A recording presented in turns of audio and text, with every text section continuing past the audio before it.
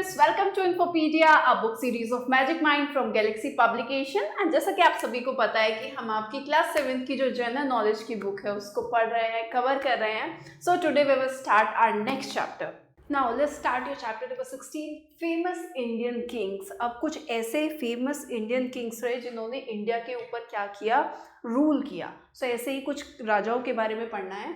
India has a rich history of powerful and influential kings who shaped the subcontinent's cultural, political and social landscape. अब India में जो है एक बहुत बड़ी उसकी हिस्ट्री रही है जिसमें बहुत सारे ऐसे आपके इन्फ्लुएंशियल किंग थे, बहुत से पावरफुल किंग रहे जिन्होंने जो आपकी इंडिया है उसको कल्चरली, पॉलिटिकली और सोशली लैंडस्केप से, यानी कि आपका एक तरीके से देखा जाए तो सभी को क्या किया, एक आकार दिया. चाहे कल्चर हो, चाहे आपका कोई भी एक सोसाइटी हो, या फिर क्या हो, आपका कोई भी पॉलिटिकल समाज हो, आपका राजनीति से रिलेटेड, आपका कल्चर से रिलेटेड, या उन सभी के बीच में जो संबंध है उसको एक तरीके से बनाया, उसको शेप किया, आकार दिया, मजबूत बनाया. These kings are remembered for their contribution to India's political consolidation, cultural richness and the legacy they left behind in the form of art, architecture and governance. अब ये जो राजा हैं इन सबको याद रखा जाता है इनके योगदान के लिए. इन्होंने इंडिया के जो पॉलिटिक्स है उसको किस तरीके से मजबूत बनाया, राजनीतिक तरीके से उसको किस तरीके से मजबूत बनाया, जो संस्कृति है उसको क्या मजबूत बनाया, और जितनी भी धरोहर है उन्होंने पीछे जो वो छोड़ के गए हैं, चाहे वो आर्ट की फॉर्म में हो, आर्किटेक्चर की फॉर्म में हो, या फिर गवर्नेंस की फॉर्म में हो, वो आने वाली जनरेशन के लिए वो एक धरोहर जो है वो छोड़ के गए हैं. Now they read about some of them and write their names, dynasty and reign. अब आपसे कह रहा है कि आपको जो है उनको पढ़ना है, उनके नाम बताने हैं, उनके वंश के नाम बताने हैं, और उनका जो है शासनकाल बताना है कि कब से कब तक उन्होंने जो है रूल किया, शासन किया. फर्स्ट है, he is one of India's most celebrated rulers, known for his transformation from a fierce conqueror to a benevolent ruler. अब आपके ये इंडिया के एक फेमस राजा हैं, बहुत बड़े राजा में से एक हैं आपके, जो पहले की बहुत ज़्यादा कैसे हुआ करते थे, कठोर हुआ करते थे. उसके बाद में वो धीरे धीरे क्या हुए, नम दिल हो गए. Now after witnessing the bloodshed in the Kalinga war he embraced Buddhism. उन्होंने जब आपका जो कलिंग वॉर थी उसके अंदर उनमें जो है हिंसा वगैरह देखने के बाद में उनके अंदर जो है बहुत ज़्यादा चेंजेस आए, और उन्होंने जो है क्या किया, उसके बाद में बौद्ध धर्म को अपना लिया, बुद्धिज़्म को उन्होंने फॉलो किया, and spread it's teaching across Asia, और पूरे एशिया में उसके बाद में उसको क्या किया, फैलाया. He promoted non-violence, religious tolerance and welfare of all his subjects, leaving behind a legacy of peace and morality. उसके बाद में उन्होंने आपका नॉन वायलेंस को प्रमोट किया कि जो है हिंसा नहीं करनी चाहिए, आपका रिलीजियस टॉलरेंस यानी कि हर रिलीजन को जो है एक तरीके से सहनशील होना चाहिए एक दूसरे के रिलीजन के प्रति, और आपका जितनी भी जनता है उसके हित के लिए उन्होंने जो है काम किया. और ऐसी ही धरोहर, शांति और जो है नैतिकता का पाठ वो जो है वो क्या धरोहर में हमें जो है देखे गए. Now he addicts inscribe on pillars and rocks are some of the earliest evidence of Buddhism and governance in ancient Asia. अब आप इंडिया, एंशिएंट इंडिया, उनके बहुत सारे पिलर्स वगैरह पे, रॉक्स वगैरह पर आज भी उनके कुछ आदेश हैं जो कि आज भी क्या करते हैं, हमें देखने को मिलते हैं, जिससे पता चलता है कि उस टाइम पर जो है वो मतलब एक तरीके से एग्जाम्पल है, एविडेंस है, सबूत है कि जो है बुद्धिज़्म उस टाइम पर था, और जो है आपका वहाँ पर जो शासन था पुराने ऐतिहासिक टाइम में, ऐतिहासिक इंडिया में बुद्धिज़्म था और आपका क्या था, शासन वगैरह था. Now the name of the king is Ashoka the great, और उनके वंश का जो नाम है वो है आपका मौर्य डायनेस्टी, मौर्य वंश के थे वो, और उनका जो शासनकाल है वो आपका कितना था, 268 से 232 BCE, यानी कि आपका बिफोर कॉमन एरा.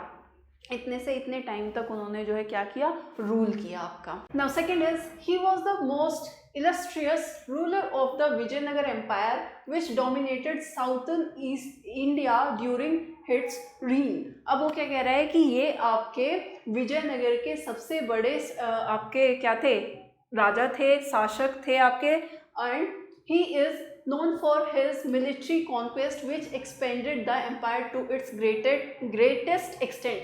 ये अपनी मिलिट्री कॉन्क्वेस्ट का मतलब है कि अपनी जो है जितने भी सैनिक वगैरह का जो बल होता था उसकी वजह से अपने आसपास के एरिया पे क्या कर लेना, शासन कर लेना, एक तरीके से कब्जा कर लेना, उसके लिए जाने जाते थे, जिसकी वजह से इनका जो साम्राज्य था उस टाइम पे वो बहुत ज़्यादा एक्सपेंड किया, उसका बहुत ज़्यादा विस्तार हुआ।